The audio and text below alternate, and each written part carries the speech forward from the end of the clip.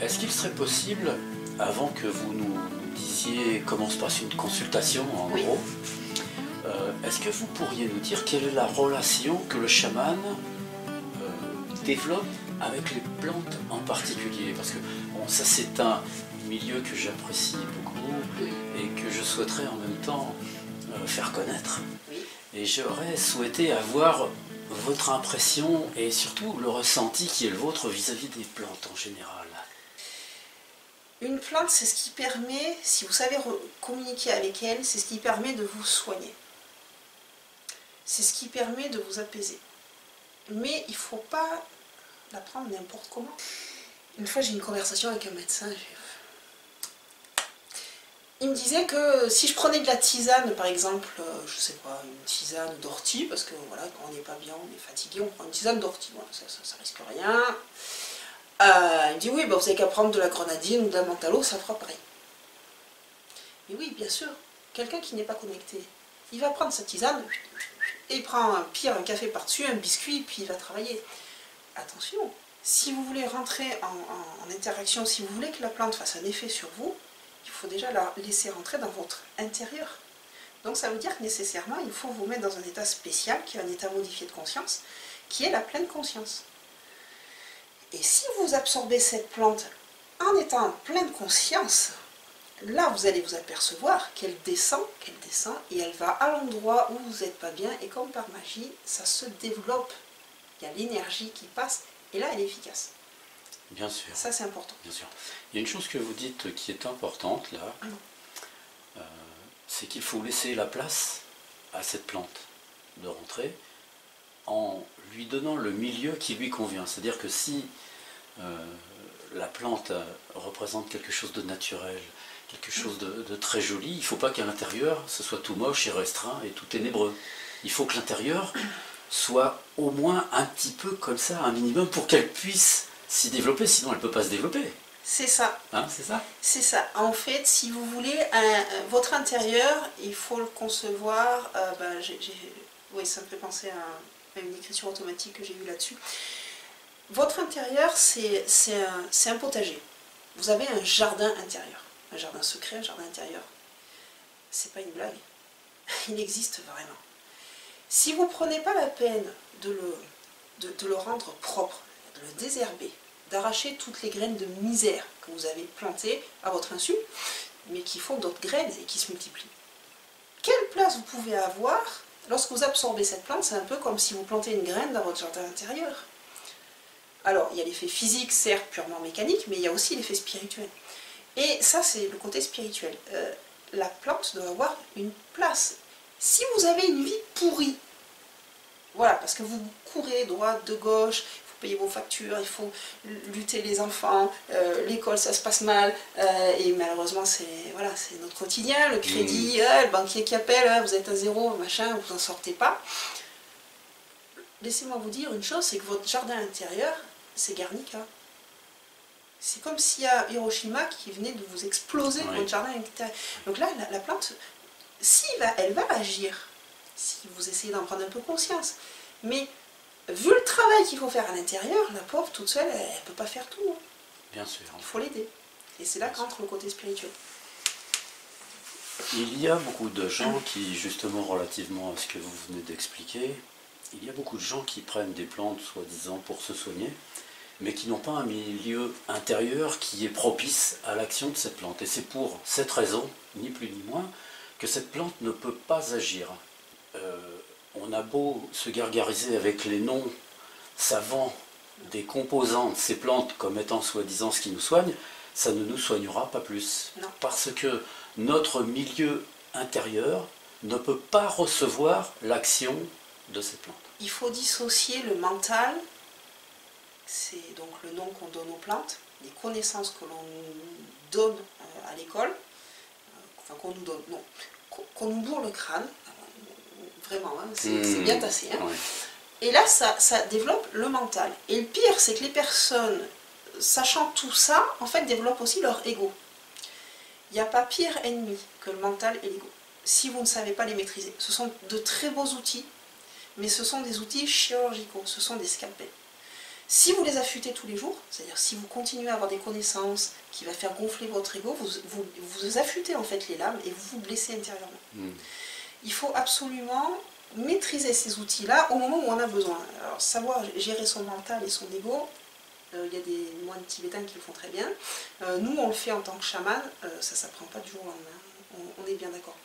Mais c'est très important de savoir le faire. Si vous ne maîtrisez pas, alors vous ne pouvez pas vous connecter. Et si vous n'êtes pas connecté, vous ne pouvez pas accepter les bienfaits de la plante. Parce que comprendre que la plante agit intérieurement, c'est comprendre les effets subtils que ça génère en nous. Et pour pouvoir ressentir ces effets subtils, eh bien, il faut être connecté.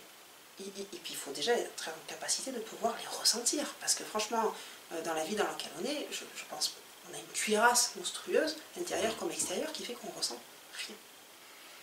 C'est un ensemble qui est totalement interactif, c'est-à-dire que l'intérieur agit sur l'extérieur, mais si on veut que l'extérieur puisse avoir une influence légère même sur l'intérieur, il faut forcément que l'intérieur puisse lui aussi le recevoir. Donc c'est quelque chose qui est permanent. On ne peut pas du jour au lendemain se dire ben maintenant je vais faire agir sur moi, c'est pas possible, c'est pas quelque chose qui se libère d'un seul coup.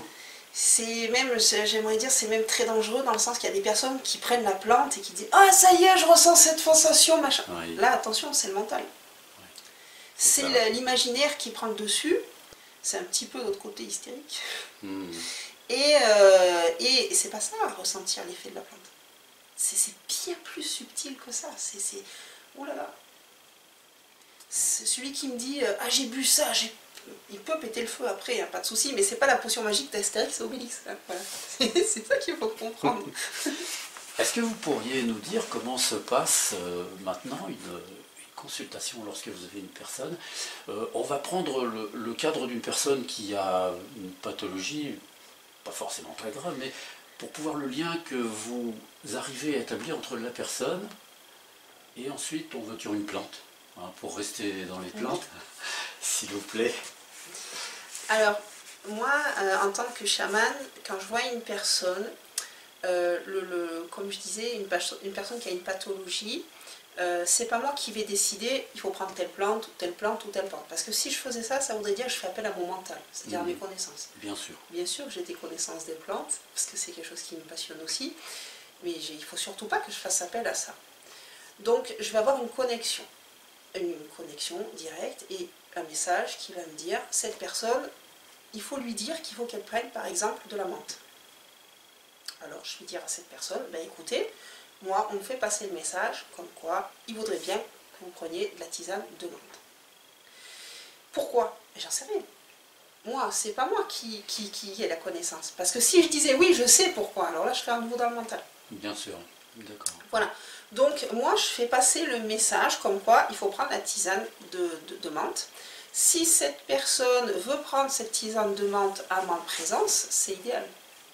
Mais c'est mieux. Oui. D'accord.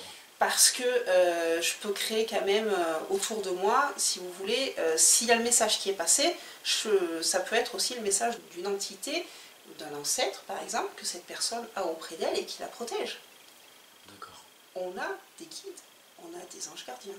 On a des ancêtres qui nous protègent et qui passent leur journée à nous protéger, même la nuit, surtout la nuit d'ailleurs. J'allais vous poser cette question en suivant, justement. Quelles sont les entités auxquelles vous faites appel lorsque vous avez des personnes qui souhaitent votre aide? Alors, selon le cas, quand c'est des deuils, il y a des personnes qui m'appellent pour s'assurer qu'elles ne vont pas bien. Donc, si elles ne vont pas bien, généralement, c'est qu'il y a la personne qui est décédée, qui n'est pas passée de l'autre côté. Donc un chaman va s'assurer que la personne va passer de l'autre côté. Parce que si elle reste en présence, par exemple, de sa femme, eh ben, elle va absorber l'énergie de la personne qui est encore vivante. C'est ce qu'on appelle une âme errante. Donc non content que la personne, le défunt, ne va pas pouvoir vivre comme il le faut en passant de l'autre côté, il va rester coincé entre deux mondes, et il peut rester coincé comme ça pendant super longtemps, parce que s'il ne croise pas de chaman entre temps, c'est pas gagné qu'il passe. Hein. Voilà. Et ça va bouffer l'énergie de la personne qui est sur Terre. Alors là, dans ce cas-là, si j'ai un message qui va passer, ça sera peut-être le défunt. Ou ça sera peut-être guide, l'ange gardien de cette personne qui va me dire faut faire quelque chose là parce qu'il y a le mari qui est accroché à la femme là, il mange toute la sève. Nous sommes des plantes, hein, ni plus ni moins, hein, nous sommes des plantes animales. Voilà. Il est en train de lui manger toute la sève là, ça ne va pas s'en sortir, elle va finir par une dépression massive, donc il faut faire quelque chose. Voilà. Ça peut être aussi ce qu'on appelle un animal de pouvoir, c'est-à-dire que chaque personne a un animal fétiche, quelque part, et ça peut être l'animal qui s'adresse à nous. Ça peut être également les entités célestes. Les anges, les archanges existent, ou ça peut être carrément, alors là c'est du fort, c'est carrément Marie, Jésus, pas de souci, ils peuvent intervenir. À condition que la personne accepte ces entités-là. Ce qui est important, c'est qu'un chaman va rentrer dans la vie intérieure du sujet. Si la vie intérieure de cette personne-là est très pauvre, les informations seront très pauvres, voire même inexistantes. D'accord.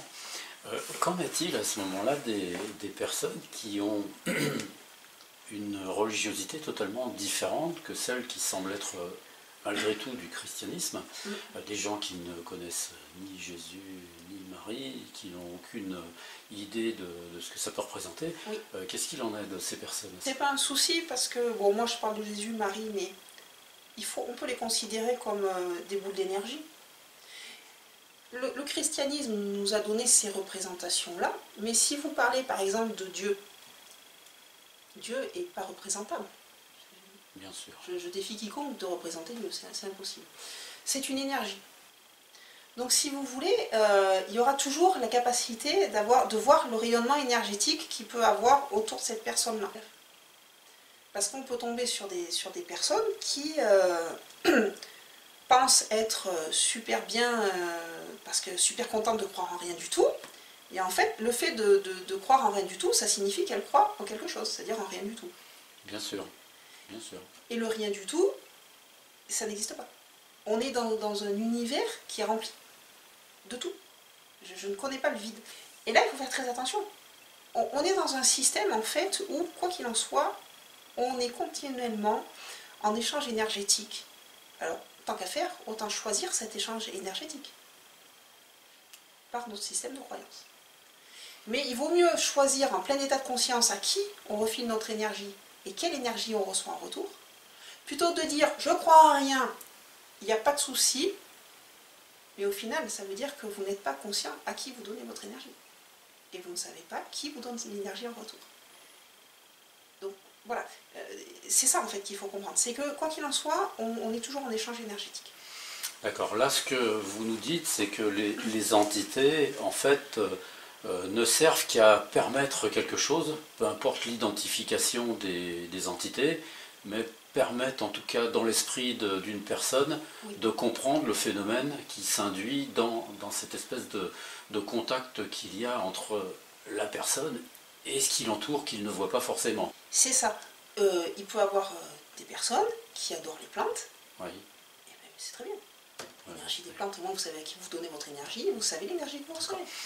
Parce que les gens qui, par exemple, vivaient en Amazonie ou même en Afrique, étaient des personnes qui ne connaissaient absolument pas ni Jésus, ni Marie, ni quoi que ce soit, mais ça ne les empêchait pas, et ça ne les a jamais empêchés de communiquer avec les plantes ou avec autre chose que les plantes, puisqu'on peut communiquer bien sûr avec beaucoup d'autres choses. Tout à fait. Ah. Nous, c'est la représentation qu'on en a eue selon notre éducation. Mais voilà, quelqu'un qui vit en Amazonie va communiquer avec les plantes, va communiquer avec les minéraux, mais tout ce qui est roche, ça communique énormément. Il ne faut pas croire, par contre, il faut avoir la patience d'attendre la réponse. Et puis avec les animaux. Ils prennent la représentation, c'est du mental. Ils prennent la représentation qu'on est capable de percevoir. C'est ça, voilà, c'est ça, exactement. Oui. Et c'est ce qu'on appelle Dieu. L'idéal en soi, c'est de comprendre que cette énergie, elle est qu'une en fait, à la base. Oui, c'est ça, oui. Alors, bon, j'ai parlé un petit peu de ça, de la communication avec la nature, parce que dans mon cas, je ne fais appel absolument à aucune entité, mais je comprends ce système d'entités parce que chez la plupart des gens, ça représente quelque chose qu'ils peuvent comprendre. Voilà. Et ce qui pourrait éventuellement être au-dessus et englober l'ensemble est beaucoup plus difficile à appréhender que de synthétiser ces choses-là par des, on va dire, des personnages pour la plupart des gens. C'est ça. Ouais. Alors ça c'est important de le comprendre parce que on synthétise voilà, ce qu'on perçoit, c'est notre mental et notre cerveau en fait ne peut pas créer. On ne fait que recevoir.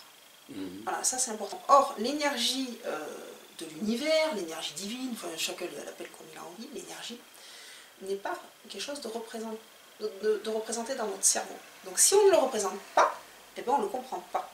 Et donc on ne parle pas avec. Bien sûr. Et alors là, si vous ne parlez pas, alors là c'est cuit quoi. Il y a une façon peut-être accessible de présenter ça, c'est que ce qui nous entoure est totalement infini, mais notre cerveau, lui, il est fini. Donc on ne peut pas mettre l'infini dans le fini. C'est ça. Et il faut forcément que on puisse laisser notre cerveau dans un état de repos pour que l'infini puisse éventuellement passer par voilà. ce qui est fini pour représenter quelque chose pour nous. C'est ça, c'est ça. C'est tout à fait ça. C'est comme si on vous mettait par exemple une grosse équation physique voilà, que Einstein a écrite, mais vous allez vous gratter la tête toute votre vie, vous ne la comprendrez jamais. C'est complètement abstrait. Le cerveau humain ne peut pas comprendre l'abstrait. C'est pas vrai. Même Einstein, qui lui travaillait avec l'abstrait, disait lui-même qu'il ne comprenait que parce qu'il n'était connecté.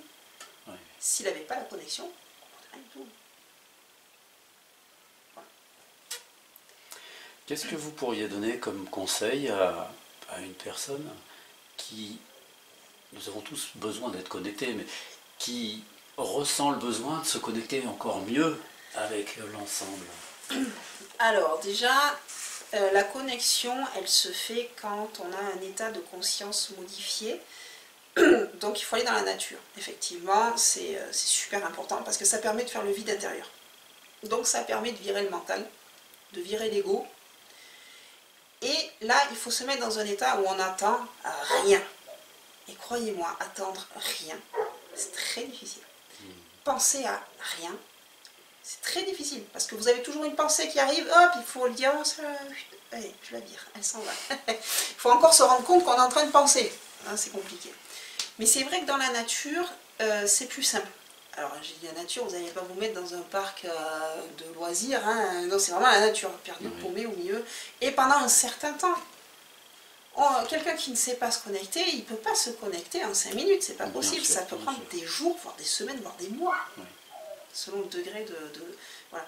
Donc, c'est vraiment une connexion très intense, et c'est accepter les ressentis. Et alors, c'est là aussi où c'est compliqué quand on n'est pas accompagné, c'est que les premiers ressentis que l'on a, généralement, c'est la peur.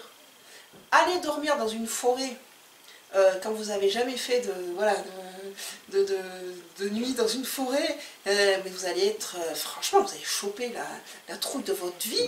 La première chose que vous allez chercher, c'est la lumière. C'est la même chose quand on entre dans notre vie intérieure. Voilà, alors il y a certains Indiens qui prennent des substances, voilà, moi je ne prends rien du tout, et je déconseille d'ailleurs à tout le monde de surtout ne prenez pas ces substances-là. Et encore moins si vous n'êtes pas accompagné d'un vrai chaman. Et croyez-moi, les vrais chamans, il n'y en a pas partout.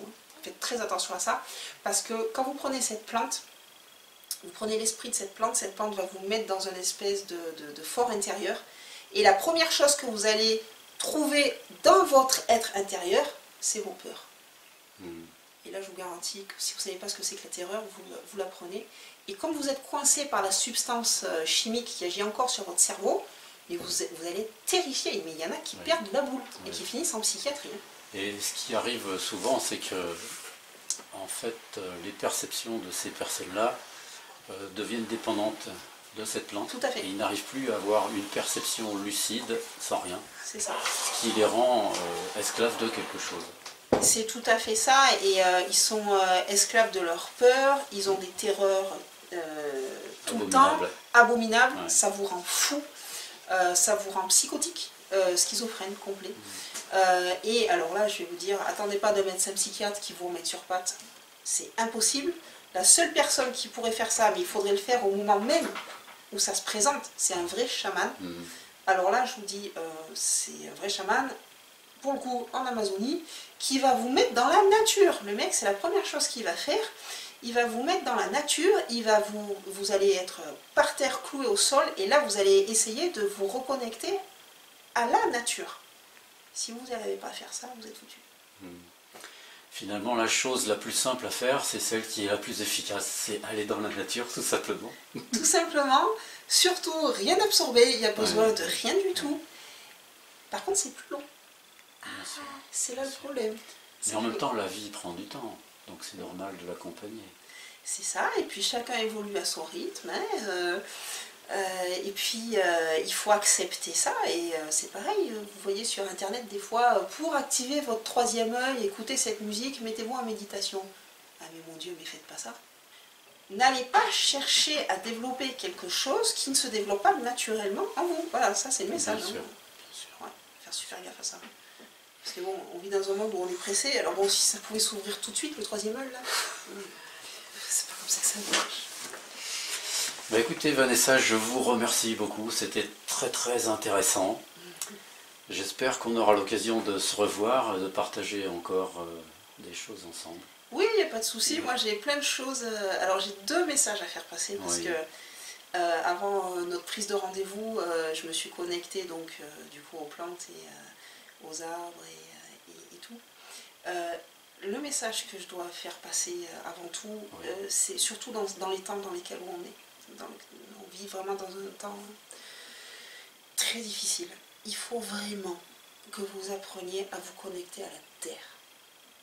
Il faut vraiment, même si vous ne percevez pas, en tout cas vous pouvez ressentir. Voilà. Donc allez dans la nature, ne cherchez à ressentir rien du tout, et c'est là que vous sentirez le subtil entrer en vous. On est dans des temps qui sont terribles. La réalité que l'on crée, c'est notre réalité collective. Et on nous amène à créer une réalité qui est dévastatrice. Or, si on se ressent sur nous-mêmes, on voit notre réalité intérieure, on peut peut-être modifier un peu cette réalité juste abominable. Et pour ça, il n'y a pas 10 000 solutions. Il faut se connecter aux arbres, il faut se connecter aux plantes, il faut ressentir l'énergie qui remonte le long de la Terre. En plus, en ce moment, la Terre, là, je vais vous garantir qu'elle va remonter à un bon moment, on va bien sentir l'énergie. Et il faut vraiment faire cette démarche-là. Pour les personnes qui n'y arrivent pas, eh ben, je leur dirais simplement, arrêtez de vouloir. Faisez juste l'expérience. Faites juste l'expérience. Ça, c'est important. Laissez les choses se faire toutes seules. Laissez-les, voilà. Mais par contre, il faut se mettre au travail, hein, parce que là, ça commence à... Là, pour le coup, on va être bien secoué, quoi. Hein. Voilà. Eh ben, merci beaucoup, Vanessa. C'est Très gentil. Hein.